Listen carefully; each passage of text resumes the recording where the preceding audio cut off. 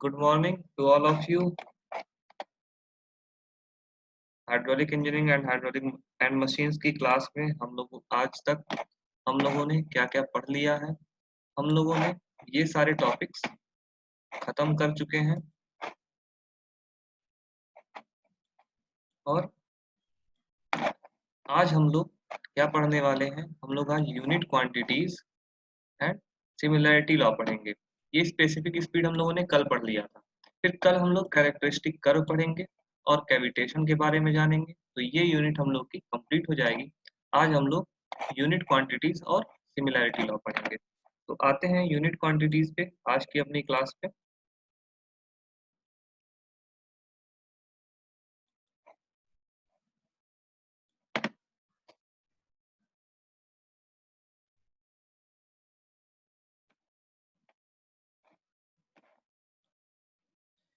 तो किसी भी इसका यूनिट क्वांटिटीज का मतलब आप लोग यूनिट का मतलब समझ गए होंगे कि एक एक का मतलब एक ही होता है। यूनिट का मतलब होता है वन क्वांटिटीज। अब देखिए ये इसको यूनिट क्वांटिटीज क्यों कहा जाता है।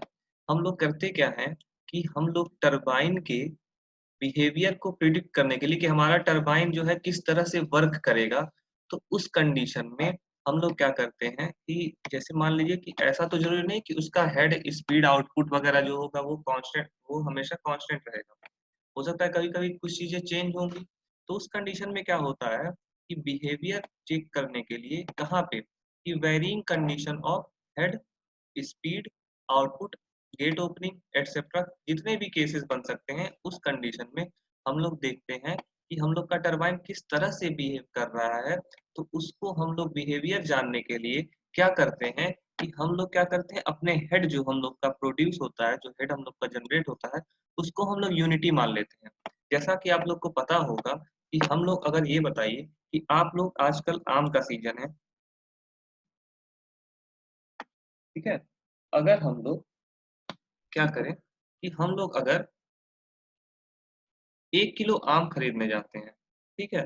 तो अगर हमें ये पता है कि 1 किलो आम का वजन जो 1 किलो आम है उसका जो कॉस्ट है वो 50 रुपए है, ठीक है। हम लोग पता है ना कि 1 किलो आम का अगर 50 रुपए दाम है तो हम लोग 10 किलो आम का दाम कितना हो जाएगा, 500 रुपए हो जाएगा। तो यही चीज है कि अगर एक यूनिट हेड प्रोड्यूस करने के लिए हम लोगों को अगर ये पता चल जाए कि एक यूनिट हेड प्रोड्यूस करने के लिए हम लोग को स्पीड इतनी चाहिए इतना आउटपुट चाहिए इतना पावर चाहिए। तो हम लोग को अगर पता करना हो कि 1 मीटर तक ऊंचाई तक पहुंचाने के लिए अगर हम लोग को ये पता चल जाए सारा कि स्पीड इतनी स्पीड चाहिए इतना हम लोग को पावर चाहिए इतना हम लोग को इफिशियंसी चाहिए उसकी। तो उस कंडीशन में अगर 1 मीटर का पता चल जाएगा तो हम पता कर लेंगे कि एक जितना आएगा उसके 10 से मल्टीप्लाई कर देंगे तो हमें उसका बिहेवियर पता चल जाएगा। यानी कि 1 मीटर हेड के लिए यानी कि यूनिट हेड के लिए जब हम लोग को ये पता चल जाए कि हम लोग का जो टरबाइन है वो किस तरह से बिहेव कर रहा है तो उसी तरह उसी कंडीशन को हम लोग क्या करते हैं जब वेरिंग कंडीशन के लिए उसी हिसाब से हम लोग ये भी निकाल लेते हैं। तो इसीलिए क्या करते हैं यूनिट क्वांटिटीज कुछ नहीं होती है जब हम लोग यूनिट हेड को हम लोग यूनिट मान लेते हैं यानी कि एक मान लेते हैं। तो उस कंडीशन में जो हम लोग क्वांटिटीज निकालते हैं उसे ही हम लोग यूनिट क्वांटिटीज बोलते हैं, ठीक है। अब क्या होता है कि जो टरबाइन होता है देखिए the condition of turbine under unit head are such that efficiency of the turbine remain unaffected. हम लोग यूनिट हेड को टरबाइन के अंदर इस तरह से यूनिट हेड लेके चलते हैं कि हम लोगों की जो इफिशियंसी है वो चेंज टरबाइन की ना हो, ठीक है। यूनिट हेड पे अगर हम लोग की इफिशियंसी वही मिल रही है तो उस कंडीशन में जो हम लोग क्या करेंगे 10 मीटर के लिए जाना है तो भी हम लोग क्या करेंगे इफिशियंसी चेंज होगी नहीं। तो वहां पे क्या करेंगे हम लोग 10 मीटर के लिए देख लेंगे हम लोग को कितना पावर चाहिए कितनी स्पीड चाहिए। तो यही चीजें हैं। अब कौन कौन सी क्वांटिटीज आती हैं यूनिट क्वांटिटीज में क्या क्या चीजें हम लोग को निकालनी रहती है। यानी कि हम लोग को मेन 3 चीजें होती हैं, स्पीड डिस्चार्ज और पावर। यानी कि 1 मीटर हेड अगर हम लोग को यानी कि यूनिट हेड के लिए हम लोग को कितना स्पीड चाहिए, यूनिट हेड की अगर प्रोड्यूस हो रहा है तो उस कंडीशन में डिस्चार्ज कितना हो रहा है, पावर कितना लग रहा है। तो उस कंडीशन में हम लोग जो निकालते हैं उसे ही हम लोग बोल देते हैं यूनिट क्वांटिटीज, ठीक है। तो ये कुछ इंपॉर्टेंट क्वांटिटीज हैं, यूनिट स्पीड यूनिट डिस्चार्ज और यूनिट पावर। इसके बारे में आज हम लोग डिस्कस करेंगे। तो हम लोगों का आज का है देखिए यूनिट स्पीड की बात की जाए अगर, ठीक है, यूनिट स्पीड की बात की जाए कि वह टरबाइन की वह स्पीड जो कि किस पे काम कर रही हो, जिस जो कि काम कर रही हो एक यूनिट हेड पे। यानी कि अगर हम लोगों का जो टरबाइन है एक यूनिट हेड प्रोवाइड कर रहा है, तो उस कंडीशन में हम लोग की जो स्पीड होगी उसको हम लोग यूनिट स्पीड कहते हैं। इसको हम लोग एनयू से डिनोट करते हैं। ठीक है, फिर से समझिए कि अगर हम लोग का जो टरबाइन है वो एक यूनिट हेड प्रोड्यूस कर रहा है, तो उस कंडीशन में जो स्पीड होगी उस स्पीड को हम लोग यूनिट स्पीड बोलते हैं। ठीक है, अब ये आप लोगों ने कल भी हम लोगों ने ये चीज पढ़ी थी। आज तो आप लोग को याद होगा कि u is directly proportional to v। ठीक है, ये हम लोगों ने कल पढ़ा था कि एब्सोल्यूट वेलोसिटी, टेंजेंशियल वेलोसिटी और head on the turbine are related as u is proportional to v। ये हम लोगों ने कल पढ़ा था। आप लोग को मैं दिखा देता हूँ, शायद अगर आप लोग को भूल गया होगा, यहाँ पे आप लोग देख सकते हैं। यही सारी चीजें हम लोग आगे भी करेंगे अभी। u is directly proportional to v।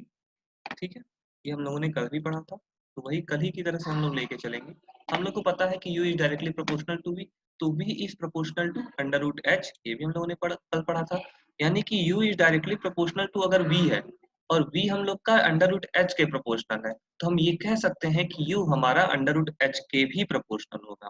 फिर से समझिए कि u हम लोग के v के प्रोपोर्शनल है और v हम लोग का अंडर रूट h के प्रोपोर्शनल है, तो हम ये कह सकते हैं कि u हमारा अंडर रूट h के प्रोपोर्शनल होगा। फिर हम लोग जानते हैं कि टेंजेंशियल वेलोसिटी जो है वो क्या है, कि हम लोग की पाई डी एन बाई 60 होती है। इस कंडीशन में देखिए अगर हम लोग को कोई टरबाइन दे दिया जाए, ये सर ये आपका टरबाइन है, इसको आपको यूज करना है, तो हमारे अंदर हमें पता होगा कि उसका जो टरबाइन हमें प्रोवाइड किया गया है उसका डायमीटर तो बढ़ नहीं जाएगा या घट नहीं जाएगा, क्योंकि टरबाइन तो हमें पहले से प्रोवाइड किया गया है।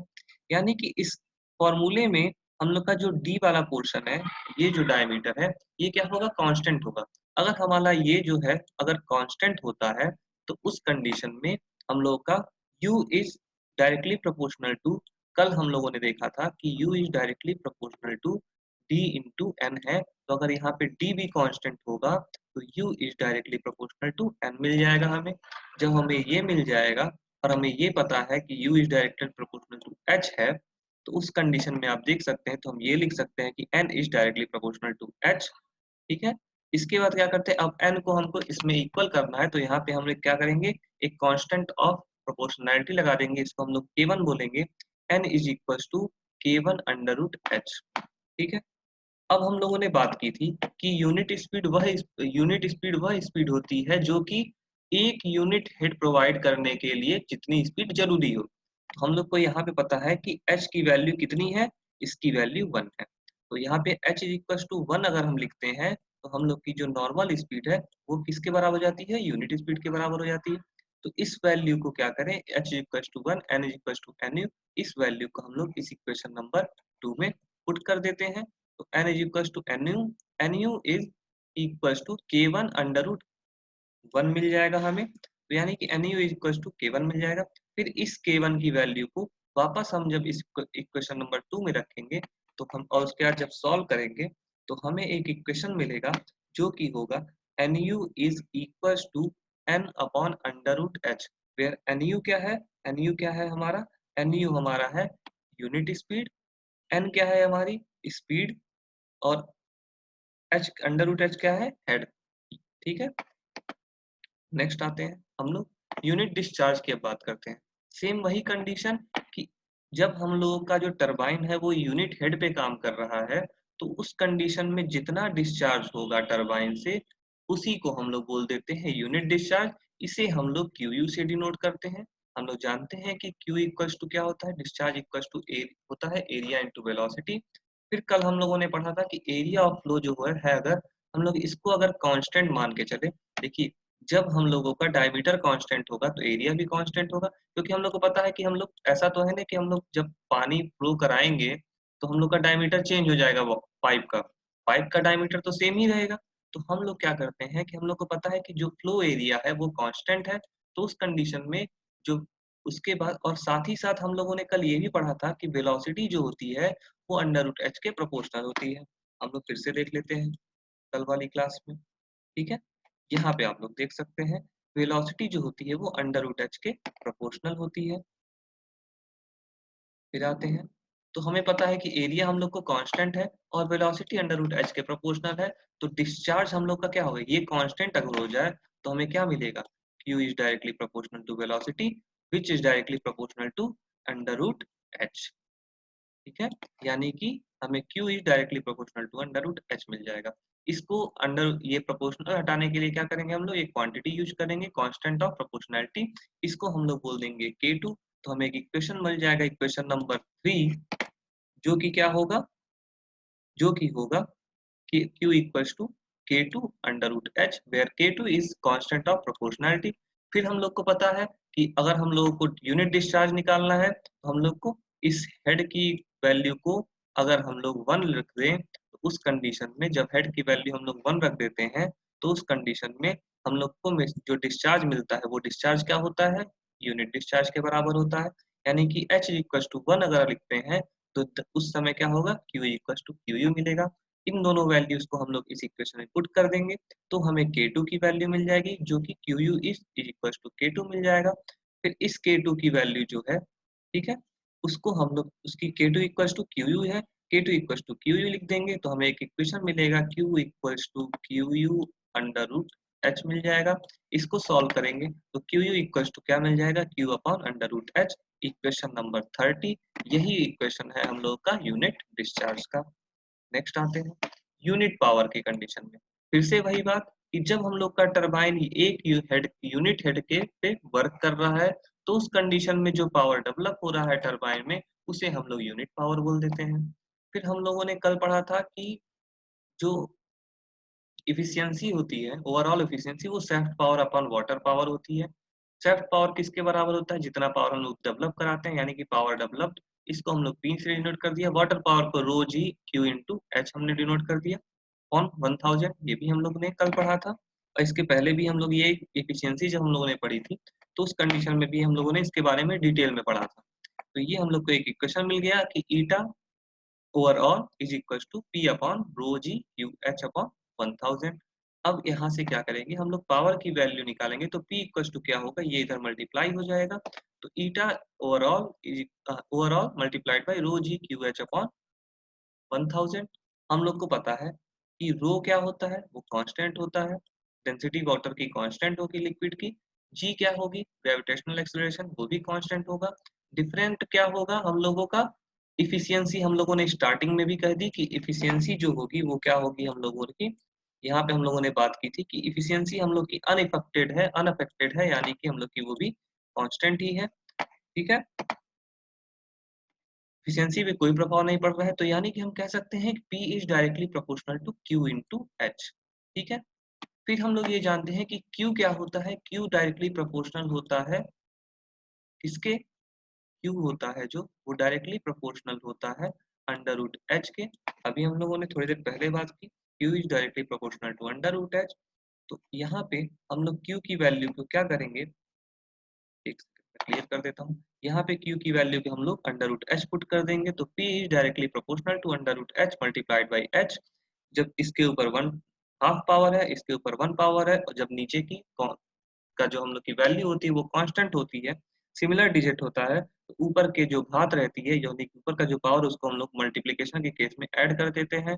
जब हम लोग का डिवीजन होता है तो उसमें माइनस कर देते हैं, तो ऐड करेंगे तो 1/2 प्लस 1 इक्वल्स टू हमें क्या मिल जाएगा, हम लोगों ने इसको एलसीएम ले लेते हैं, 2 1 प्लस 2 यानी कि 3/2, इतना हमें मिल जाता है। ठीक है, और वैसे भी अगर ऐसे भी जरूरत है, एक और आधा डेढ़ होता है, डेढ़ क्या होता है 1.5 होता है, 1.5 यानी कि 3/2। ठीक है, तो हम लोग को एच टू दी पावर 3/2 मिल जाएगा। पावर जो है वो किसके प्रोपोर्शनल है, वो एच टू हेड के पावर 3/2 के प्रोपोर्शनल है। तो यहाँ पे इसको इक्वल करने के लिए हम लोग एक कांस्टेंट ऑफ प्रोपोर्शनैलिटी यूज करते हैं, जिसको हमने कह दिया कि K3 है। अब क्या करते हैं, हम लोग को ये भी पता है कि हम लोग को जो कंडीशन ले रहे हैं वो यूनिट हेड के अंदर में आ रहा है, तो H इक्वल्स टू 1 हो गया, P इक्वल्स टू PU हो गया।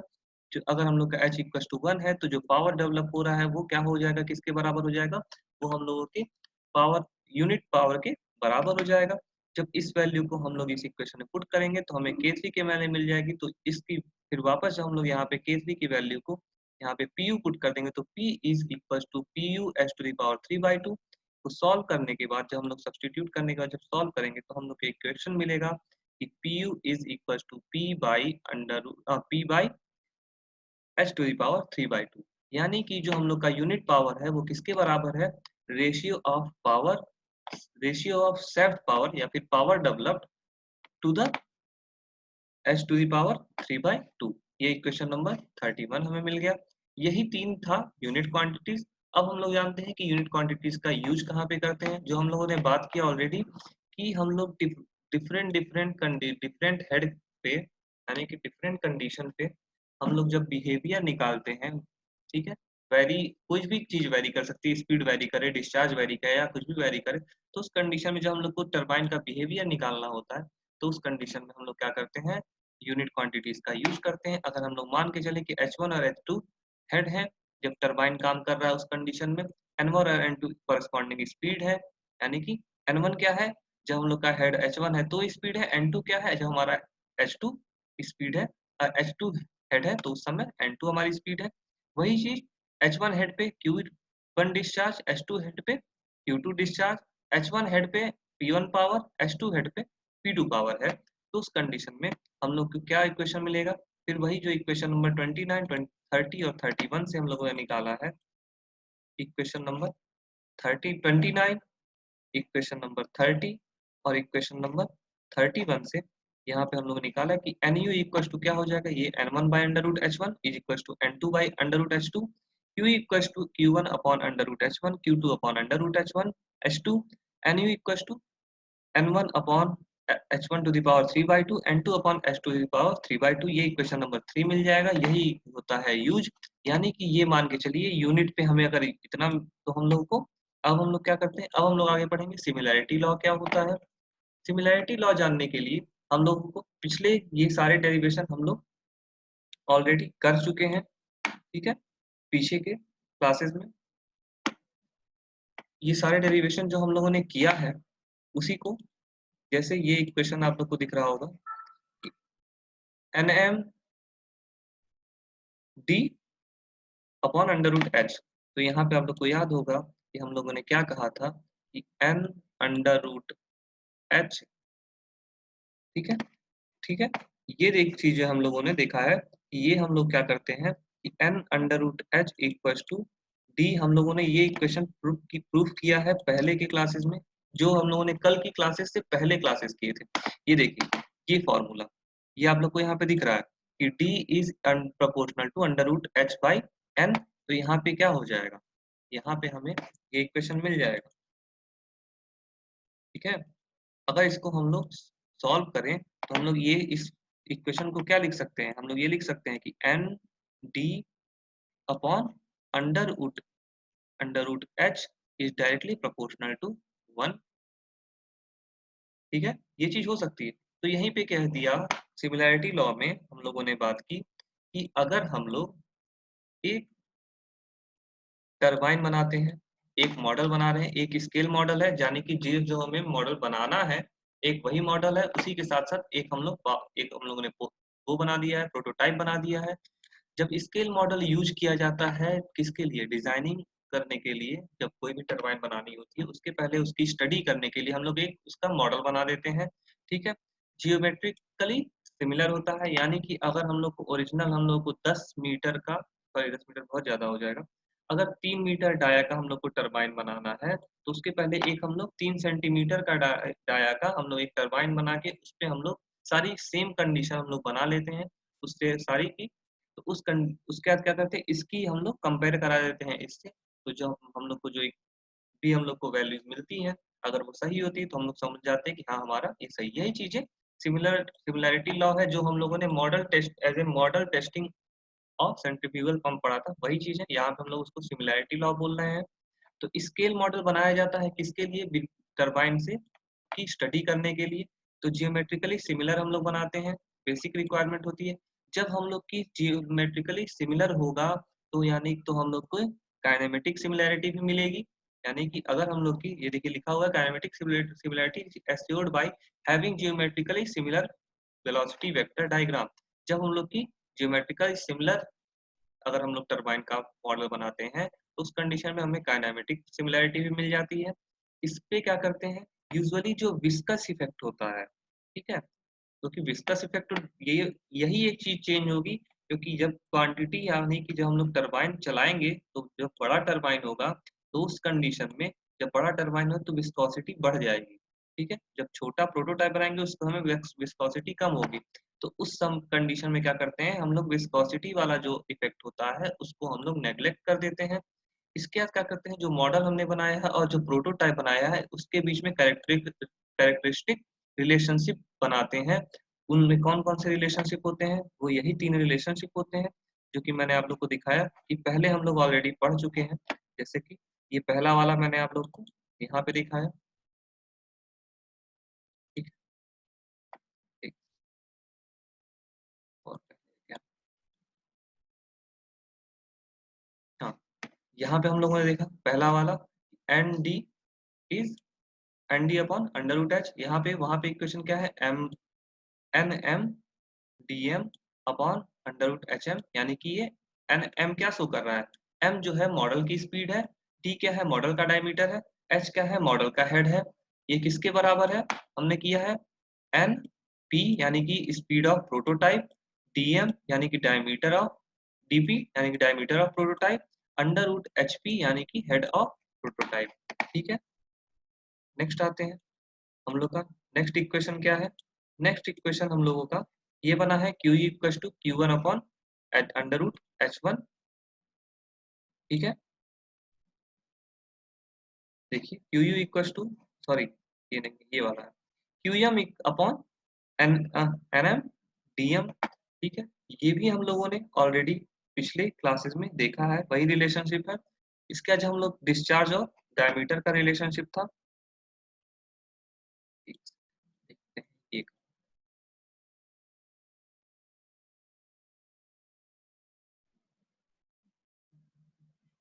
यहाँ पे है शायद,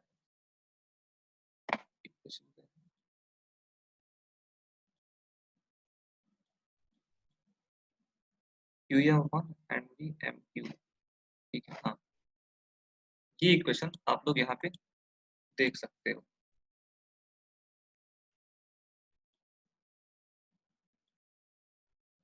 ये इक्वेशन है Q is directly proportional to under root H upon N का स्क्वायर, यही वाला इक्वेशन है, ठीक है। इसको हम लोगों ने जब सॉ ये वाला देख रहे हैं आप लोग, यही वाला इक्वेशन है, इसी को यहाँ पे लिख दिया गया है। ये जो इक्वेशन है इसी को लिखा गया है मॉडल के लिए, और प्रोटोटाइप के लिए हम लोग वो निकालते हैं, जो हम लोग रिलेशनशिप बनाते हैं वो है। फिर पावर के लिए जो रिलेशनशिप बनाते हैं उसी इक्वेशन में जब आगे चले जाएंगे डेरिवेशन में तो हमें ये भी इक्वेशन मिल जाता है। तो यही 3 कंडीशन होती है सिमिलैरिटी लॉ के लिए। हम लोग क्या करते हैं मॉडल का, जैसे हम लोगों ने model testing of centrifugal pump पढ़ा था, वैसे ही हम लोग क्या करते हैं एक मॉडल रहता है, उस मॉडल का हम लोग उसका उसी का एक प्रोटोटाइप बना लेते हैं। उसके बाद दोनों के बीच में हम लोग रिलेशनशिप बनाते हैं कि अगर दोनों का रिलेशनशिप हमें कॉमन मिल जाता है तो उस कंडीशन में जो हम लोग का रिलेशनशिप कॉमन मिल गया तो वही हम लोग का क्या है, सिमिलैरिटी लॉ है। दोनों इक्वल होना चाहिए, यानी कि अगर दोनों इक्वल है तो हम लोग को क्या मिल जाएगा, हम लोग कह देंगे कि हमारा टरबाइन सही बना है। अगर दोनों के अंदर थोड़ा सा चेंज होगा तो हम समझ जाएंगे कि हमारा जो प्रोटोटाइप है उसका और जो ओरिजिनल हम लोगों का जो टरबाइन है मॉडल, जिस टरबाइन का मॉडल जो हम लोगों ने ओरिजिनल बनाया है उसमें डिफरेंस आ रहा है, ठीक है। तो आज की क्लास में हम लोग का इतना ही है। फिर इम्पोर्टेंट डेज जो हम लोग हमेशा डिस्कस करते हैं जाते जाते, कि आज के जो वीक है इस हफ्ते में हम लोगों ने 18 मई को वर्ल्ड एड्स वैक्सीन डे मनाया है, जो कि क्या होता है रिसर्चर साइंटिस्ट और हेल्थ प्रोफेशनल जिन्होंने इसके अपना कंट्रीब्यूशन दिया है ताकि इस एड्स जो बीमारी है उसका इलाज हो सके, उसके लिए जो वैक्सीन डेवलप किया है उस कंडीशन में उसको हम लोग याद करने, उनको हम लोगों ने ये उनके रिमेम्बर, उनको रिमेम्बर करने के लिए, उनको याद करने के लिए हम लोगों ने ये वर्ल्ड एड्स वैक्सीन डे मनाते हैं। ये इम्पोर्टेंट है, 18 मई को ही हम लोग इंटरनेशनल म्यूजियम डे मनाते हैं, जो कि मैंने हमेशा बात की कि किसी भी देश का इतिहास जानना हो तो आप उसके म्यूजियम में जाइए, आपको वहां से पता चलेगा। ये बहुत ही इंपॉर्टेंट होता है किसी भी देश के बारे में जानने के लिए उसका इतिहास, क्योंकि हम लोग जानते हैं कि हमारे देश को मंदिरों का शहर कहा जाता है। हमारे देश में इतने महल हैं, आप लोग को शायद पता होगा, टोटल हमारे देश में 36 37 है शायद, 36 या 37 ऐसी साइट्स हैं जो जिसे कि 30 6 6 30 6 और 7 1 हाँ 37 जो साइट्स हैं वो ऐसी हैं जिसको कि यूनेस्को की जो वर्ल्ड हेरिटेज साइट साइट के अंडर में आती है, जिसमें 30 हम लोगों की कल्चरल साइट है, 6 हम लोगों की नेचुरल साइट है और एक साइट जो है वो मिक्स्ड टाइप की है। मिक्स्ड टाइप वाली जो साइट है इसका नाम मैं बताऊं, आप लोग को पता होगा कि एक साइट है काजीरंगा नेशनल पार्क। आप लोगों ने असम के बारे में पढ़ा होगा, काजीरंगा नेशनल पार्क है असम में। ये जो काजीरंगा नेशनल पार्क है, इसी काजीरंगा नेशनल पार्क को हम लोग मिक्स्ड टाइप की क्या बोलते हैं, यूनेस्को ने इसे मिक्स्ड टाइप की वर्ल्ड हेरिटेज साइट साइट में रखा है। इसी काजीरंगा नेशनल पार्क में एक सींग वाला गैंडा पाया जाता है। तो टोटल वर्ल्ड हेरिटेज साइट 37 जो है हम लोग के पास वर्ल्ड हेरिटेज साइट है इंडिया में हमारे। तो इन्हीं सब चीजों को जो म्यूजियम है, वर्ल्ड इंटरनेशनल म्यूजियम डे हम लोग 18 मई को मनाते हैं। 21 मई को नेशनल एंटी टेररिज्म डे मनाते हैं, आतंकवाद के खिलाफ हम लोगों ने एक दिन मनाया है। और इसी दिन हम लोगों की राजीव गांधी जो पूर्व प्रधानमंत्री थे उनकी हत्या हुई थी, उस उनकी याद में भी हम लोग ये डे मनाते हैं, ये दिन मनाते हैं। 22 मई को international day of biological diversity मनाई जाती है। आज की क्लास में हम लोग के इतना ही था। तो अब जाते जाते हमारा motivational quotation, avoid the disturbance and set your priorities right. जैसा कि मैं आप लोग को बताऊं, सबकी एज होती है, मेरी भी एज जब मैं आप लोग के कॉलेज के टाइम में था या अभी भी, ऐसा नहीं है कि ज्यादा कोई डिफरेंस है, बूढ़ा तो हो नहीं गया हूँ, जो भी डिफरेंस है। जब हम लोग करते थे ना, आज की डेट में जो एज से आप लोग गुजर रहे हो, हम लोग का दिन वो सब चीजें तो बीत गई। अब तो हम लोग एक तरह से स्टेबल हो गए हैं, पढ़ाई करनी है, जॉब चाहिए, ये जो प्रायोरिटीज हम लोग को पता है हमारी। जब हम लोग एक स्टूडेंट लाइफ में होते हैं ना, तो जब हम लोग स्कूल से कॉलेज टाइम में आते हैं, स्कूल तक हम लोग कहा जाता है कि हम लोग बच्चे हैं। जब स्कूल से कॉलेज में आते हैं ना, तो हमारे सामने बहुत सारी डिस्टर्बेंस होती है। शायद कुछ लोगों को बात वो लगे, लेकिन होता है ना कि हम लोग रहता है कि हम लोग का पता चलता है कि ये हम लोग या कॉलेज में आ गए तो हमारे गर्लफ्रेंड होनी चाहिए, या फिर हम लोग कैंटीन में जाके आराम करें या घूमे फिरे मस्ती करें, ये सारी चीजें हों। तो होता क्या है ना, अवॉइड द डिस्टरबेंस, ये हम लोग अपने दिमाग में बहुत सारी चीजों को, फालतू की चीजों का हम लोग प्रायोरिटी लेके चलते हैं। ठीक है, जो कि प्रायोरिटी होनी नहीं चाहिए। ऐसा नहीं कर रहा हूँ कि फालतू नहीं, हर चीज जरूरी है, क्योंकि आपको कुछ मिले ना मिले, हर चीज के लिए एक्सपीरियंस जरूर मिलेगा। मैं ये नहीं कह रहा हूँ कोई चीज खराब है, अगर अच्छा मिल गया तो ठीक है, बुरा मिल गया तो भी, कि अगर आप कुछ नहीं, आपको एक्सपीरियंस तो मिलेगा। तो हर एक्सपीरियंस से इंसान सीखता है।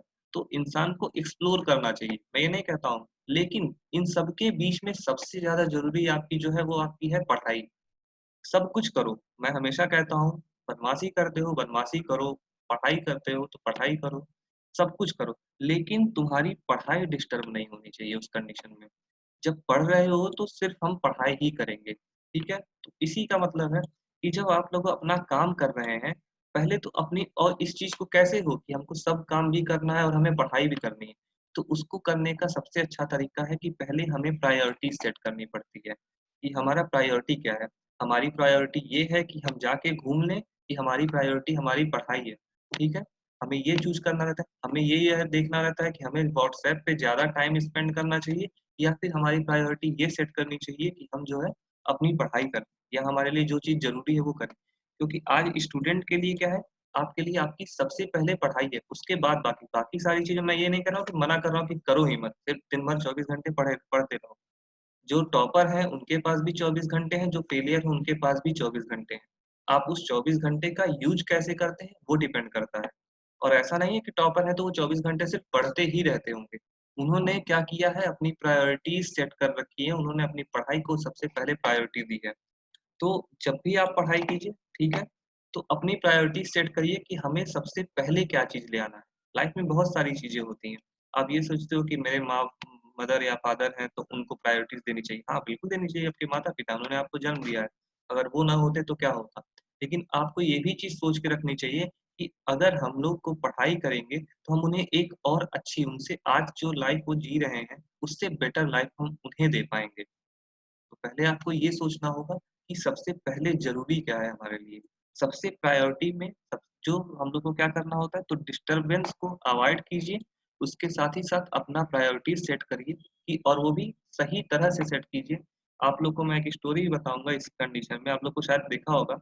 याद होगा कि जब अर्जुन और सारे पांडव और जितने लोग थे द्रोणाचार्य के जब गए थे, द्रोणाचार्य के आश्रम में, तो उन्होंने क्या कहा था कि उन्होंने एक लकड़ी का रख दिया था पेड़ के ऊपर चिड़िया।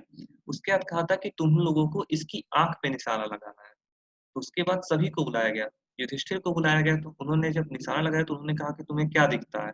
उन्होंने कहा कि मुझे क्या बोलते हैं पेड़ पे डाल पे चिड़िया बैठी दिख रही है, मुझे पत्ते दिखाई दे रहे हैं, इसके नीचे जो है क्या बोलते हैं वो दिया है क्या उसके नीचे जो है चींटियों का घर मुझे दिख रहा है कि अगर मैं मारूँगा निशाना तो ऐसा ना हो चींटी जो है वो लकड़ी का जो पंछी है वो गिर जाए नीचे और चींटियों की भी मृत्यु हो सकती है। तो उस कंडीशन में उन्होंने कहा कि तुम ठीक है, तुम चले जाओ। उसको उनके हाथ से धनुष लेके उन्हें वापस कर दिया। ऐसे ही सबके पास गए, फिर अर्जुन को बुलाया गया। अर्जुन जब आए उनसे पूछा गया कि तुमको क्या दिखता है? उन्होंने कहा मुझे सिर्फ़ मछली की आँख दिख रही है। उसके बाद कहा अच्छा तीर चलाओ। किसी और से तीर चलाने को क्यों नहीं कहा? क्योंकि उन्हें पता था कि कोई और निशाना लगाएगा तो वो सही निशाने पे तीर नहीं लगाएगा। उन्हें क्या हुआ? उन्हें ना वो चींटी का घर दिखा, ना उन्हें वो पत्ते दिखे, ना आस-पास की पेड़ की डाल दिखी, ना वो उस पक्षी का पूरा शरीर दिखा। उन्हें दिखा क्या? उनकी लाइफ़ में बहुत सारे डिस्टर्बेंस थे, लेकिन उनकी प्रायोरिटी क्या थी? उनकी प्रायोरिटी सिर्फ़ एक थी वो आँख जिस पे उन्हें निशाना लगाना है। तो हम लोग को भी सबसे पहले अपनी प्रायोरिटी सेट कीजिए कि सबसे पहला प्रायोरिटी क्या है, हमें आज की डेट में सबसे ज़्यादा किस चीज़ की ज़रूरत है, उसके बाद सारे काम कीजिए। मुझे पता है सारे काम ज़रूरी हैं, तो आज की क्लास में इतना ही। हम लोग कल फिर से मिलेंगे। धन्यवाद सभी को।